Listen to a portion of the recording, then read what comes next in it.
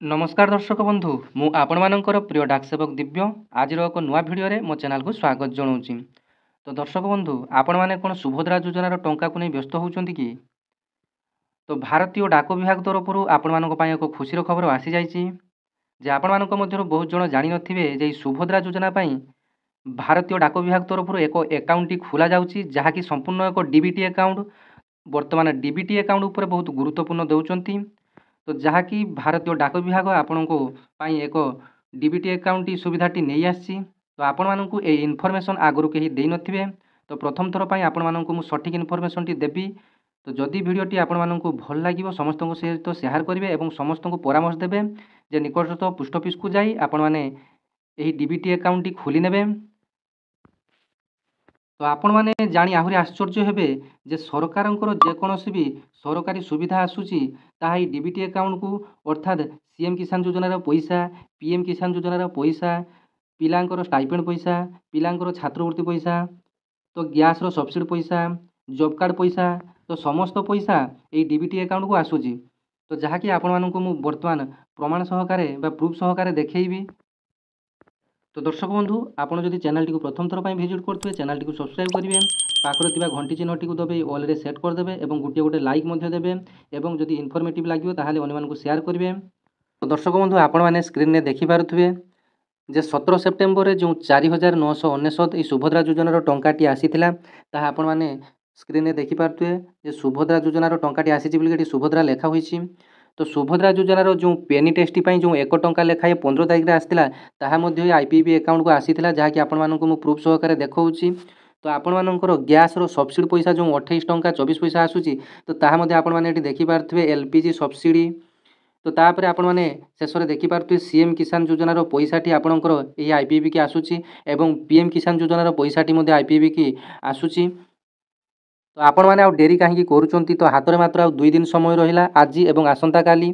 तो 9 तारिख जदि आपण मैंने पैसाटी पाइबापी चाहूँगी ताहले आपण मैंने जल्दी जाई पोस्ट ऑफिस रे आईपीपी अकाउंट टी खोली दिंतु। तो आपण मानक मु आज बतेबी जे आईपीपी अकाउंट खोलिया आपण मानक कौन करने पड़ो एवं यहाँ निःशुल्क ना आपण मानक टंका दे खोलिया पड़ो ताहा डिटेल्स वीडियो माध्यम कहबी आज।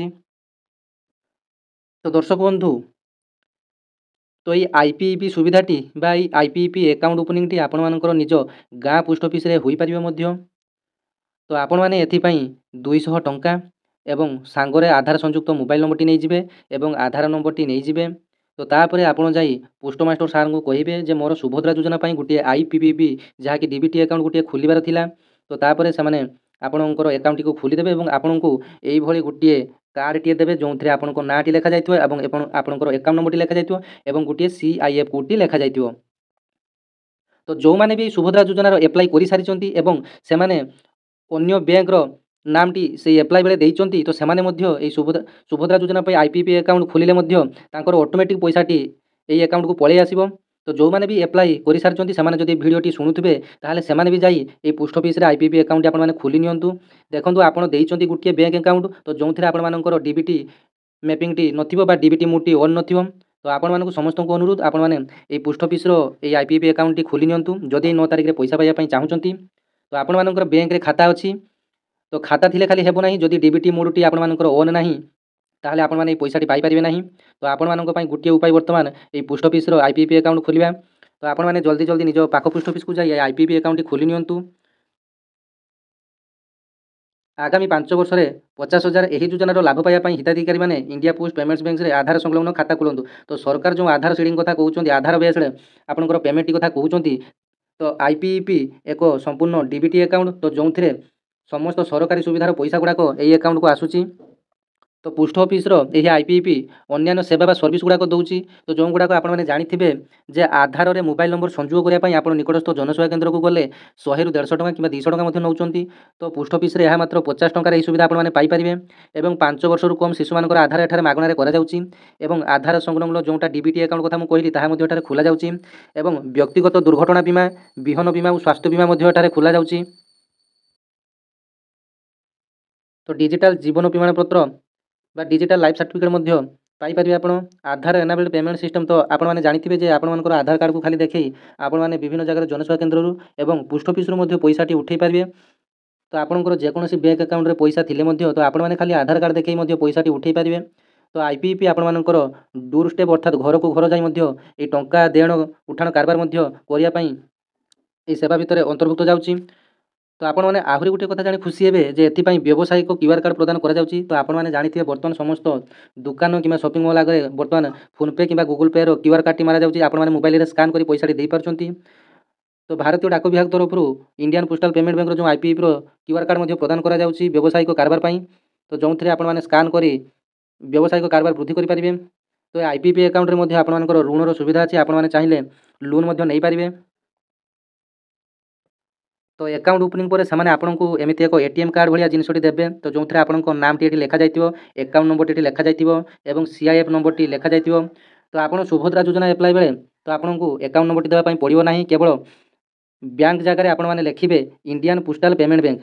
ତ ଆପଣମାନେ ଯଦି ସୁଭଦ୍ରା ଯୋଜନାଟି ଆପ୍ଲାଏ କରିସାରିଛନ୍ତି ଏବଂ ଆପଣଙ୍କର ଆକାଉଣ୍ଟ ଥିଲେ ମଧ୍ୟ ଆପଣଙ୍କ ଆକାଉଣ୍ଟକୁ ପଇସା ଆସିବ ନାହିଁ।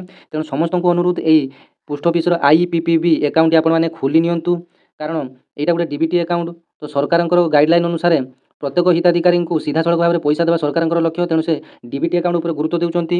ତ ଆପଣମାନଙ୍କର ବ୍ୟାଙ୍କରେ ବିଭିନ୍ନ ଆକାଉଣ୍ଟ ରହିଛି। ତ ଯେଉଁଥିରେ ବି ଆଧାର ଲିଙ୍କ ହୋଇଛି ନା ହୋଇନି କି ଡିବିଟି ମ୍ୟାପିଂଟି ହୋଇଛି ନା ହୋଇନି ତ ଆପଣମାନେ ଜାଣିନାହାନ୍ତି। ତ ଆପଣମାନେ ଯଦି ମୋ ଭିଡ଼ିଓଟି ଦେଖି ବିଶ୍ୱାସ କରୁଥିବେ ତାହେଲେ ଯଦି ଏଇ 9 ତାରିଖ ଦିନ ଆପଣମାନେ ପଇସା ପାଇବା ପାଇଁ ଚାହୁଁଛନ୍ତି ତାହେଲେ ଏହି ଇଣ୍ଡିଆନ୍ ପୋଷ୍ଟାଲ ପେମେଣ୍ଟ ବ୍ୟାଙ୍କ ଅର୍ଥାତ୍ ଆପଣଙ୍କ ନିକଟସ୍ଥ ପୋଷ୍ଟ ଅଫିସକୁ ଯାଇ ଏଇଭଳି ଏକ ଆକାଉଣ୍ଟଟି ଖୋଲି ନିଅନ୍ତୁ।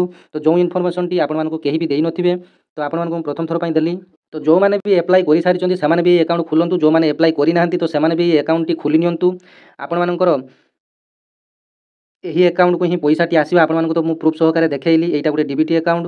ତ ସମସ୍ତଙ୍କୁ এই ଭିଡ଼ିଓଟି ସେୟାର କରିଦେବେ ଏବଂ ସମସ୍ତଙ୍କୁ କହିବେ ଯେ ପୋଷ୍ଟ ଅଫିସ ସୁଭଦ୍ରା ଯୋଜନା ପାଇଁ ଆଇପିପି ଆକାଉଣ୍ଟଟି ଖୋଲାଯାଉଛି। ଆପଣମାନେ ଜାଣିଥିବେ ଯେ ବ୍ୟାଙ୍କରେ ବର୍ତ୍ତମାନ ଡିବିଟି ଲିଙ୍କ ପାଇଁ ଏବଂ ଟଙ୍କା ଉଠାଣ କାରବାର ପାଇଁ କେତେ ଭିଡ଼ ରହୁଛି। ତ ଆପଣମାନେ ଜାଣିଥିବେ ପୋଷ୍ଟ ଅଫିସରେ ସେମିତି ଭିଡ଼ ରୁହେ ନାହିଁ। ତ ଆପଣମାନେ ନିକଟସ୍ଥ ପୋଷ୍ଟ ଅଫିସକୁ ଯାଇ ଏହି ଆକାଉଣ୍ଟଟି ଜଲ୍ଦି ଖୋଲି ନିଅନ୍ତୁ। ତ ଆମ ପୋଷ୍ଟ ଅଫିସକୁ ମଧ୍ୟ ସେମିତି ପ୍ରତ୍ୟେକ ଦିନ 20ରୁ 30 ଜଣ କଷ୍ଟମର ଆସୁଛନ୍ତି ଯାହାକି ଆଇପିପି ଆକାଉଣ୍ଟ ଖୋଲିବା ପାଇଁ। ତ ଆମର এই ବ୍ୟାନର ମଧ୍ୟ ମରାଯାଇଛି ପୋଷ୍ଟ ଅଫିସ ଆଗରେ। ତ ଆପଣମାନେ ଜଲ୍ଦି ଆସି এই ଆକାଉଣ୍ଟଟି ଖୋଲି ନିଅନ୍ତୁ। ତ ଯଦି ବି ଆପଣଙ୍କର এই ଆକାଉଣ୍ଟ ଉପରେ କିଛି ଡାଉଟ୍ ରହିଥାଏ ତ ଆପଣମାନେ ମଧ୍ୟ କମେଣ୍ଟ କରିବେ। ତ ଆପଣମାନଙ୍କୁ ମୁଁ ରିପ୍ଲାଏ ଦେବି। ତ ଜଲ୍ଦି ଆଜି ହିଁ ଆପଣମାନେ ଆପ୍ଲାଏ କରିଦିଅନ୍ତୁ ବା ଆକାଉଣ୍ଟଟି ଖୋଲି ନିଅନ୍ତୁ। ଏବେ ଆପଣମାନଙ୍କ ପାଇଁ ବିଶେଷ ସୂଚନା ଯେ ଆଜି ହେଉଛି ଅକ୍ଟୋବର 7 ତାରିଖ। ତ ଆଜି 12ଟା ସୁଦ୍ଧା ଯେଉଁମାନେ ବି ସୁଭଦ୍ରା ଯୋଜନା ଆପ୍ଲାଏ କରିଥିବେ ତ ସେମାନଙ୍କୁ 9 ତାରିଖରେ ପଇସାଟି ମିଳିବାକୁ ଯାଉଛି। ତ ଯେଉଁମାନେ ବି ଆପ୍ଲାଏ କରିନାହାନ୍ତି ଯଦି ଦେଖୁଥିବେ ଭିଡ଼ିଓଟି ତ ଆଜି 12ଟା ସୁଦ୍ଧା ଆପ୍ଲାଏ କରିଦିଅନ୍ତୁ। ଯଦି ଏହି ସୁଭଦ୍ରା ଯୋଜନାର ସେକେଣ୍ଡ କିସ୍ତି ଟଙ୍କାଟି ଆପଣମାନେ ପାଇବା ପାଇଁ ଚାହୁଁଛନ୍ତି ତାହେଲେ ଆପଣମାନେ ଆଜି ହିଁ 12ଟା ପୂର୍ବରୁ ଆପ୍ଲାଏ କରିଦିଅନ୍ତୁ। ଏବଂ ଯେଉଁମାନେ ବି ବର୍ତ୍ତମାନ ସୁଦ୍ଧା ନିଜର ଷ୍ଟାଟସଟି ଚେକ୍ କରିନାହାନ୍ତି ଯେ 9 ତାରିଖରେ ଆପଣମାନେ ପଇସାଟି ପାଇବେ ନା ପାଇବେ ନାହିଁ ତ ଆପଣମାନେ 14 6 7 8 ନମ୍ବରରେ ଆପଣମାନେ କଲ୍ କରି ନିଜର ଷ୍ଟାଟସଟି ମଧ୍ୟ ଆପଣମାନେ ଚେକ୍ କରିପାରିବେ। ତ ମୁଁ ମଧ୍ୟ ଚେକ୍ କରିଥିଲି ଯାହାର ରେକର୍ଡ଼ିଂ ମୋର ପୂର୍ବ ଭିଡ଼ିଓରେ ଅଛି ଆପଣମାନଙ୍କୁ ମୁଁ ଦେଇଥିଲି। ତ ଆପଣମାନେ ବହୁତ ଜଣ ଫେକ୍ ବୋଲି ଭାବୁଥିବେ ତ ଆପଣମାନଙ୍କୁ ମୁଁ ରେକର୍ଡ଼ିଂ ସହକାରେ ଦେଇଥିଲି। ତ ଆପଣମାନେ ଜଲ୍ଦି ନିଜର ଷ୍ଟାଟସ୍ ଚେକ୍ କରିବା ପାଇଁ କଲ୍ ହିଁ କରିନିଅନ୍ତୁ। ତ ଏଇଟା ଥିଲା ଆଜିର ଇନଫର୍ମେସନ୍।